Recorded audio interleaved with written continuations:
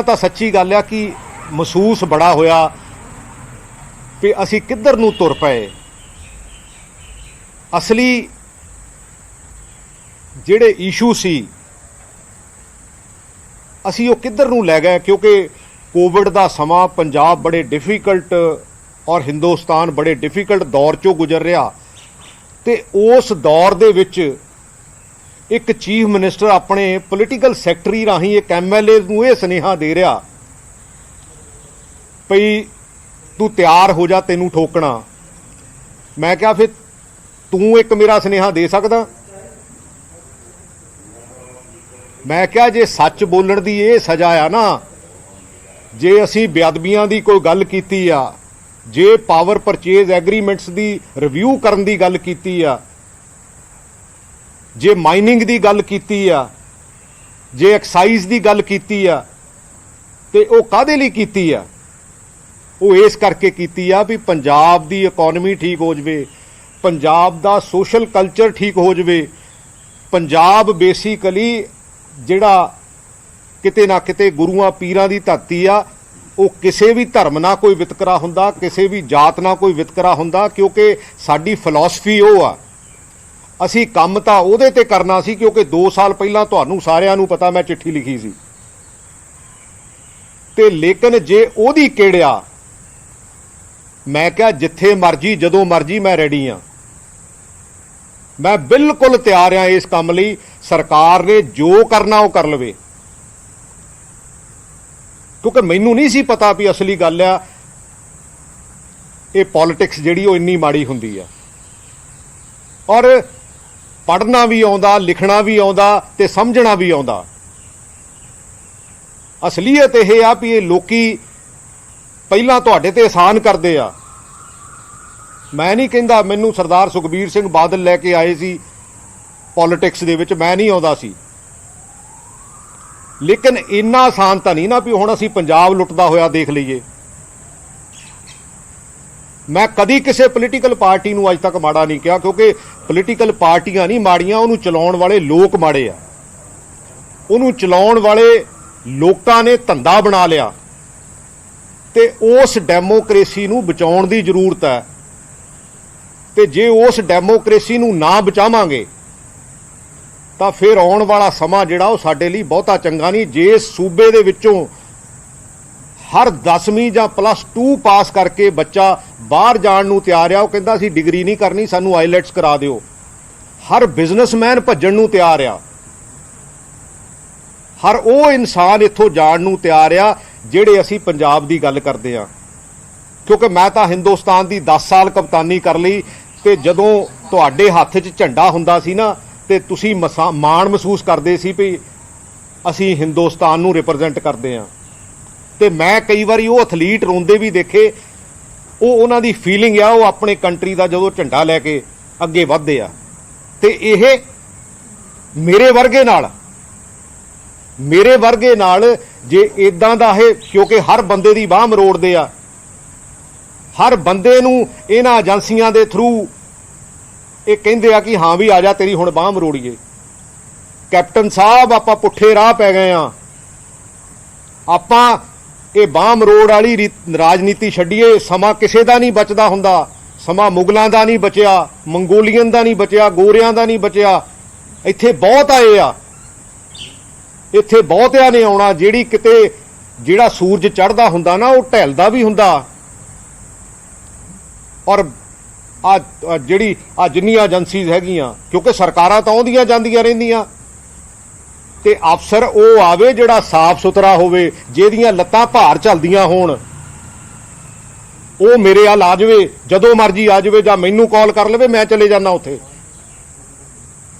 ਇਹ ਧਮਕੀਆਂ, ਕਿਉਂਕਿ ਅਸਲੀ ਗੱਲ ਹੈ ਕਿ ਪੋਲੀਟੀਕਲ ਸਿਸਟਮ 'ਚ ਮੈਂ ਤਾਂ ਇਹ ਦੇਖ ਰਿਹਾ ਵੀ ਪਾਰਟੀਆਂ ਰਲ ਜਾਂਦੀਆਂ ਆਪਸ ਵਿੱਚ, ਬਿਊਰੋਕਰੈਟਸ ਰਲ ਜਾਂਦੇ ਆ। ਜਿੱਦਣ ਬਿਊਰੋਕਰੈਟਸ ਆਪਣੀ ਜੌਬ ਦੇ ਵਿੱਚ ਆਉਂਦਾ ਨਾ, ਜੇ ਕਿਤੇ IPS ਭਰਤੀ ਹੋ ਕੇ, IPS ਭਰਤੀ ਹੋ ਕੇ, PPS PCS ਭਰਤੀ ਹੋ ਕੇ, ਤਾਂ ਉਹਨੂੰ ਸਹੁੰ ਖਿਲਾਈ ਜਾਂਦੀ ਆ ਵੀ ਬਿਨਾਂ ਕਿਸੇ ਪ੍ਰੈਸ਼ਰ ਤੋਂ, ਬਿਨਾਂ ਕਿਸੇ ਕਰੀਡ ਐਂਡ ਕਾਸਟ ਤੋਂ ਤੂੰ ਕਾਨੂੰਨ ਦੇ ਮੁਤਾਬਕ ਕੰਮ ਕਰਨਾ। ਇੰਸਟੀਟਿਊਸ਼ਨਸ ਬਰਬਾਦ ਕਰ ਦਿੱਤੇ ਇਹਨਾਂ ਲੋਕਾਂ ਨੇ। ਜਦੋਂ ਇੰਸਟੀਟਿਊਸ਼ਨਸ ਬਰਬਾਦ ਕਰ ਦਿੱਤੇ। मैं कहना पोलिटिकल बंदा तो आपां नूं सारिआं नूं गल समझ आ गई, लेकिन ब्यूरोक्रेट तो एक पोस्टिंग करके इन्हां दीआं कठपुतलियां बन गईयां। मैं नहीं कहंदा ईमानदार है नहीं, विच हैगे आ, लेकिन वरतदे ओहो जिहिआं नूं आ जिहड़े कि इन्हां दे विच भी ब्लैक शीप्स आ। सुखी रंधावे ने कल स्टेटमेंट दित्ती आ चन्नी दे भी अज जिहड़े चरणजीत सिंह चन्नी आ उन्हां दे अगेंस्ट भी अज खबर प्लांट कराई गई। जे यही गल्लां असी कदों कैप्टन अमरिंदर सिंह नूं लाउण तुर पए सी, असी कदों कहा सी। लेकिन जे ये सच की सज़ा देनी चाहुंदे आ तां फिर जरूर जिथे मर्जी जदों मर्जी जिथे मर्जी आ जाण। इन्हां लोकां ने, क्योंकि मैं तो सिर्फ इक्को ही गल करदा हुन्ना भी आपां काम कर लईए, आपां इंस्टीट्यूशनस रहण दईए, लेकिन ना। और वो जिहड़ा विजिलेंस दा DGP आ परतिंदर चहल, क्योंकि हुण तुसीं मैनूं ये कहोगे भी हाँ भी डी फैक्टो उही आ, उही ही बेसिकली ये ताना बाना मुड़दा। और मैनूं सारा कुछ, मैनूं गल समझ भी हैगी आ, मेरा दिमाग भी चलदा ते मैनूं लिखना भी आउंदा, मैनूं पढ़ना भी आउंदा ते मेरे च गट्स भी हैगे आ कि पंजाब नूं किद्दां डिफेंड करना। मैं तो असली गल है तुहाडे नाल पिछली वारी जदों प्रैस कॉन्फ्रेंस कीती सी, मैं तुहानूं कहा सी भी आपां 5-7-10 दिनां ताईं मिलांगे, पर मिलना तो किसी होर टॉपिक ते सी। असली गल है मिलना किसी होर टॉपिक ते सी, पर यह तां विच टॉपिक ही होर ले आंदा। वो भी मैं तुहानूं किसी दिन, क्योंकि आपां 2-4 दिनां बाद मिलते रहा करांगे, क्योंकि लड़ाई असूलों की आ, लड़ाई उन्हां कदरां कीमतां दी लड़ाई पंजाब लई आ। जे नहीं लड़ांगे तो फिर जे तां तुसीं भी मैनूं दस दिओ भी जे तां इह सिस्टम बहुत चंगा चलदा, फिर तां मैं भी तुहाडे कोलों माफ़ी मंग लूँगा कि भाई मेरे कोलों गलती हो गई। लेकिन जे, क्योंकि डेमोक्रेसी के जिहड़े चारे थंम है, जे चारे पिलर आ, पत्रकार भी विच बहुत चंगे हैगे आ, हर फील्ड दे विच बहुत चंगे बंदे आ, लेकिन असली गल है हौली हौली इन्हां ने डिमोलिश करन दी कसर कोई नहीं छड्डी।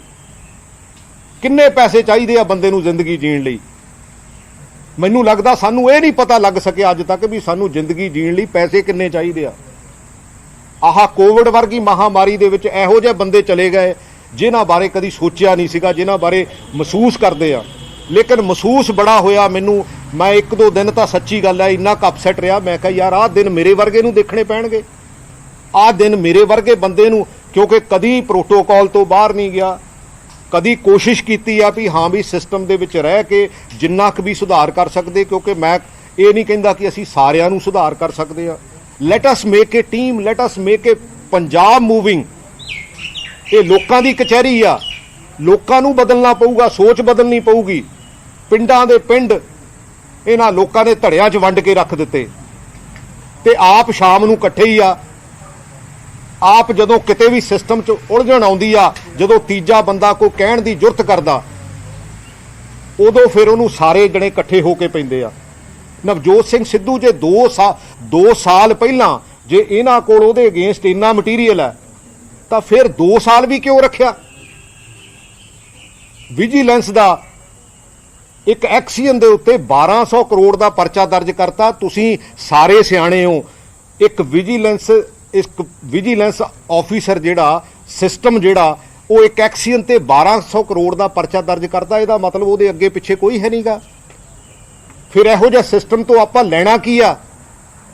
इरीगेशन की फाइल पिछले 4 सालां च 4.25 सालां च वो कित्थे तुरी फिरदी आ? मैनूं गल समझ हैगी आ, क्योंकि उहदे विच वड्डियां मच्छियां कदी उहनूं सज्जे नूं कर लैंदे आ, कदी खब्बे नूं कर लैंदे आ, कदी किसे पासे नूं कर लैंदे आ, कदी किसे पासे नूं कर लैंदे आ। इस करके कप्तान साहब, मैं भी हिंदुस्तान का कैप्टन रहा हाँ हॉकी का, लेकिन मैं इज्जत, क्योंकि बेसिक मेरी प्रॉब्लम कित्थे आ कि मैं कदी प्रोटोकॉल नहीं तोड़दा, मैं कदी डिसरिस्पैक्ट किसी नूं शो नहीं करदा। मैनूं ये आस सी, सच्ची गल आ 2017 च भी कैप्टन अमरिंदर सिंह दी लास्ट इनिंग आ ते ये पंजाब लई कुछ ना कुछ चंगा करके जाणगे। ਪਰ ਅਫਸੋਸ ਹੈ ਅਸੀਂ ਪੁੱਠੇ ਰਾਹ ਪਾ ਲਿਆ। ਕਿਤੇ ਬੈਠ ਕੇ ਇਕੱਲੇ, ਮੈਂ ਕੈਪਟਨ ਅਮਰਿੰਦਰ ਸਿੰਘ ਨੂੰ ਕਹਿਣਾ ਚਾਹੁੰਦਾ, ਕਿਤੇ ਬੈਠ ਕੇ ਇਕੱਲੇ ਕਮਰੇ 'ਚ ਸ਼ੀਸ਼ੇ 'ਚ ਬੈਠ ਕੇ ਸੋਚਿਓ ਤਾਂ ਸਹੀ ਵੀ ਮੈਂ ਕਰ ਕੀ ਰਿਹਾ। ਇਹ ਤਾਂ ਨਹੀਂ ਆ ਕਿਤੇ ਆਲੇ ਦੁਆਲੇ ਜਿਹੜੀ ਕੋਟਰੀ ਇਕੱਠੀ ਹੋਈ ਆ ਉਹ ਤੁਹਾਨੂੰ ਕਿਸੇ ਤਰ੍ਹਾਂ ਦੀ ਮਿਸਗਾਈਡ ਕਰ ਰਹੀ ਆ। ਪੰਜਾਬ ਲਈ ਕਰ ਕੀ ਰਹੇ ਹੋ? ਮੈਨੂੰ ਤਾਂ ਇਹ ਵੀ ਪਤਾ ਵੀ ਕੌਣ ਕੌਣ ਕਿੱਥੇ ਕਿੱਥੇ ਮਿਲਿਆ। ਮੈਂ ਤਾਂ ਚੁੱਪ ਸੀ, ਮੈਂ ਕਿਹਾ ਛੱਡੋ, ਕਿਉਂਕਿ ਆਪਾਂ ਇਹਨਾਂ ਕੰਮਾਂ 'ਚੋਂ ਕੀ ਲੈਣਾ, ਆਪਣਾ ਰੋਲ ਪਲੇ ਕਰੀਏ। ਕਿਉਂਕਿ ਮੈਂ ਬੀਇੰਗ ਏ ਖਿਡਾਰੀ, ਮੈਂ ਹਮੇਸ਼ਾ ਇਹ ਕਹਿੰਦਾ ਹੁੰਦਾ ਕਿ ਜਦੋਂ ਟੀਮ ਚੰਗੀ ਹੋ ਜਾਊਗੀ ਤਾਂ ਹੌਲੀ ਹੌਲੀ ਉਹਦੇ ਰਿਜ਼ਲਟ ਚੰਗੇ ਹੋਣਗੇ, ਪਰ ਆਪਣੀ ਜ਼ਿੰਮੇਵਾਰੀ ਨਿਭਾਓ। ਲੇਕਿਨ ਜਦੋਂ ਮੇਰੇ ਵਰਗੇ ਬੰਦੇ ਨੂੰ ਜੇ ਧਮਕੀ ਦਿੰਦੇ ਆ ਤਾਂ ਫਿਰ ਮੇਰਾ ਖਿਆਲ ਹੈ ਵੀ ਲੜਨ ਤੋਂ ਇਲਾਵਾ ਸਾਡੇ ਕੋਲ ਚਾਰਾ ਕੋਈ ਨਹੀਂ ਹੈ।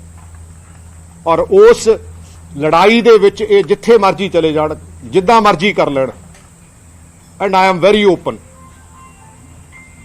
Thank you very much.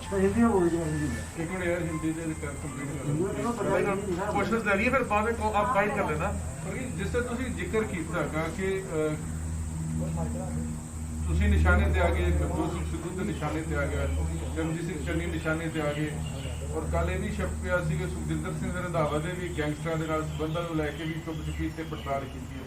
ਮਤਲਬ ਉਹ ਲੋਕ ਜਿਹੜੇ ਬੇਅਦਬੀ ਦੀ ਔਰ ਨਸ਼ਿਆਂ ਦੀ ਇਨਸਾਫ ਮੰਗਦੇ, ਉਹ ਟਾਰਗੇਟ ਹੋ ਰਹੇ ਨੇ ਕਿ ਜਾਂ ਉਹਨਾਂ ਨੂੰ ਕੋਈ ਖਤਰਾ ਹੈਗਾ ਕਿ ਇਹ ਜਿਹੜਾ ਗਰੁੱਪ ਆ ਹੈਵੀ ਹੋ ਰਿਹਾ ਜੀ? ਅਸੀਂ ਅੱਜ ਤੱਕ ਕਦੀ ਰਿਐਲਿਟੀ ਇਹ ਆ, ਮੈਂ ਤੇ ਨਵਜੋਤ ਸਿੰਘ ਸਿੱਧੂ ਨੇ ਕਦੀ ਗਰੁੱਪ ਨਹੀਂ ਬਣਾਇਆ। ਅੱਜ ਤੱਕ ਨਵਜੋਤ ਸਿੱਧੂ ਦੀ ਵੀ 14-16 ਸਾਲ ਦੀ ਰਾਜਨੀਤੀ ਆ, ਉਹਦੇ ਨਾਲ ਕਦੀ ਕੋਈ ਗਰੁੱਪ ਬਣਿਆ। ਜਦੋਂ ਅਸੀਂ ਇੱਕ ਟੀਮ 'ਚ ਆ ਗਏ, ਅਸੀਂ ਕਾਂਗਰਸ ਦੀ ਟੀਮ 'ਚ ਆ ਗਏ, ਤੇ ਇਹ ਕਾਹਦਾ ਗਰੁੱਪ ਹੋਇਆ? ਉਹਦੇ ਵਿੱਚ ਅਸੀਂ, ਮੈਂ ਤਾਂ ਇੱਥੋਂ ਤੱਕ ਵੀ ਆ, ਮੈਂ ਕਦੀ ਇਦਾਂ ਦੀ ਗੱਲ ਹੀ ਨਹੀਂ ਕਰਦਾ। ਮੈਂ ਪਹਿਲਾਂ ਅੰਦਰ ਬਹਿ ਕੇ ਗੱਲ ਕਰਦਾ, ਫਿਰ ਜੇ ਕੋਈ ਨਹੀਂ ਸੁਣਦਾ ਤਾਂ ਫਿਰ ਮੈਂ ਲਿਖ ਕੇ ਕਰਦਾ, ਫਿਰ ਜੇ ਲਿਖ ਕੇ ਵੀ ਨਹੀਂ ਸੁਣਦਾ ਫਿਰ ਮੈਂ ਬੇਨਤੀ ਕਰਦਾ ਵੀ ਨਾ ਆਪਾਂ ਪੰਜਾਬ ਦਾ ਨੁਕਸਾਨ ਨਾ ਕਰੀਏ। ਜੇ ਆਹ ਚੀਜ਼ਾਂ ਕਰਨ ਵਾਲੀਆਂ ਹੈਗੀਆਂ ਇਹਨੂੰ ਕਰ ਲਈਏ, ਤੇ ਜੇ ਉਹਦੇ ਬਾਵਜੂਦ ਵੀ ਤੇ ਫਿਰ ਕਿਤੇ ਜਾ ਕੇ ਮੈਂ ਮੀਟਿੰਗ 'ਚ ਇਹ ਗੱਲ ਕਹਿਣਾ ਵੀ ਆਹ ਇਸ਼ੂਜ਼ ਹੈਗੇ ਆ and these are the points, ਕਿਉਂਕਿ ਹੋ ਸਕਦਾ ਬਹੁਤੇ ਐਮਐਲਏਆਂ ਨੂੰ ਇਸ ਸਿਸਟਮ ਦੀ ਨਾ ਸਮਝ ਆਉਂਦੀ ਹੋਵੇ, ਲੇਕਿਨ ਸਮਝ ਇਸ ਗੱਲ ਦੀ ਤਾਂ ਆਉਂਦੀ ਆ ਨਾ ਵੀ ਅਸੀਂ ਜਾ ਕਿੱਧਰ ਨੂੰ ਰਹੇ ਆ। ਤੇ ਜੇ ਉਹਨੂੰ ਵੀ ਟਾਰਗੇਟ ਕੀਤਾ ਜਾਂਦਾ ਤਾਂ ਫਿਰ ਤਾਂ ਵੈਲਕਮ ਹੈ, ਜੋ ਮਰਜ਼ੀ ਕਰਨਾ ਇਹਨੇ ਕਰ ਲੈਣ।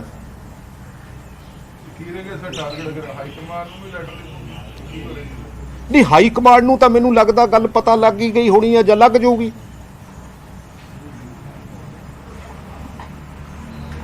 ਪ੍ਰਗਟ ਜੀ, ਸੰਦੀਪ ਸੰਧੂ ਨੇ ਕੀ ਮਤਲਬ ਧਮਕੀ ਭਰੇ ਅੰਦਾਜ਼ ਦੇ ਵਿੱਚ ਤੁਹਾਡੇ ਨਾਲ ਗੱਲਬਾਤ ਕੀਤੀ ਸੀ, ਕਿ ਮਤਲਬ ਉਹਨਾਂ ਦਾ ਇੱਕ ਅਪੀਲਿੰਗ ਰਵੱਈਆ ਸੀਗਾ ਕਿ ਉਹਨਾਂ ਨੇ ਅਪੀਲ ਕੀਤੀ ਹੋਵੇ ਤੁਹਾਨੂੰ? ਨਹੀਂ, ਮੈਨੂੰ ਕਹਿੰਦੇ ਗੱਲ ਬੜੀ ਕਲੀਅਰ ਆ। ਮੈਂ ਕਿਹਾ ਪਹਿਲਾਂ ਤਾਂ ਮੈਂ ਥੋੜਾ ਜਿਹਾ ਇਹ ਫੀਲ ਕੀਤਾ ਵੀ ਯਾਰ ਇਹ ਗੱਲ ਵੀ ਹੋ ਸਕਦੀ ਹੈ। ਮੈਂ ਕਿਹਾ ਕੈਪਟਨ ਅਮਰਿੰਦਰ ਸਿੰਘ ਨੇ ਕਿਹਾ, ਹੀ ਸੈਡ ਕਿ ਹਾਂ ਕੈਪਟਨ ਅਮਰਿੰਦਰ ਸਿੰਘ ਨੇ ਕਿਹਾ।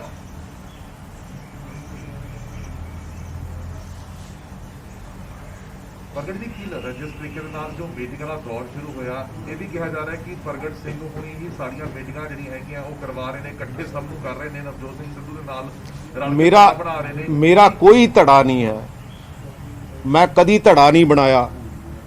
ਮੈਂ ਤਾਂ ਇਹ ਪੋਲਿਟਿਕਸ 'ਚ ਮੈਂ ਤਾਂ ਟੀਮ ਬਣਾਈ ਹਮੇਸ਼ਾ। ਜੇ 10 ਸਾਲ ਹਿੰਦੁਸਤਾਨ ਦੀ ਕਪਤਾਨੀ ਕੀਤੀ ਆ ਤੇ ਉਹਦੇ ਵਿੱਚ ਹਰ ਬੰਦੇ ਦਾ ਰੋਲ ਹੁੰਦਾ।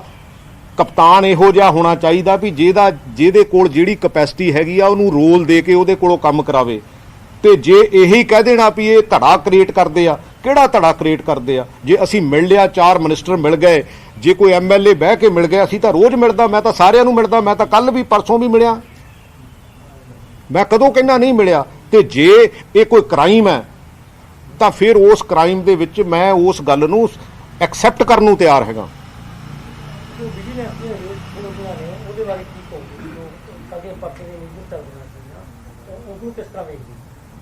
ਨਹੀਂ, ਵਿਜੀਲੈਂਸ ਤਾਂ ਬੇਸਿਕਲੀ ਵਰਤਿਆ ਜਾਂਦਾ। ਮੈਨੂੰ ਇਹ ਵੀ ਪਤਾ ਵੀ ਕਿੰਨੇ ਕੁ ਸਰਕਾਰੀ ਬੰਦੇ ਜਦੋਂ ਕਿਤੇ ਸਰਕਾਰਾਂ ਬਦਲਦੀਆਂ ਤਾਂ ਹੌਸਟਾਈਲ ਹੁੰਦੇ ਆ। ਜੇ ਵਿਜੀਲੈਂਸ ਨੇ ਕਰਨਾ ਸੀ ਤਾਂ ਆਹ 2 ਕੇਸ 4 ਸਵਾ 4 ਸਾਲ ਹੋ ਗਏ ਆ, ਹਜੇ ਤਾਈਂ ਲਟਕਦੇ ਰਹੇ ਆ। ਇਹਨਾਂ ਨੂੰ ਕੌਣ ਰੋਕਦਾ? ਜਦੋਂ ਇੱਕ ਵਾਰੀ ਐਵੀਡੈਂਸ ਆ ਜਾਂਦੀ ਆ, ਜਦੋਂ ਇੱਕ ਵਾਰੀ ਇਹ ਆ ਜਾਂਦਾ ਵੀ ਹਾਂ ਬਈ ਇਰੀਗੇਸ਼ਨ ਦਾ ਸਕੈਮ ਆਪਾਂ ਨੂੰ ਸਭ ਨੂੰ ਪਤਾ ਨਾ, ਉਹ ਕਦੀ ਸੱਜੇ ਨੂੰ ਤੋੜ ਦੇਣਾ, ਕਦੀ ਖੱਬੇ ਨੂੰ ਤੋੜ ਦੇਣਾ।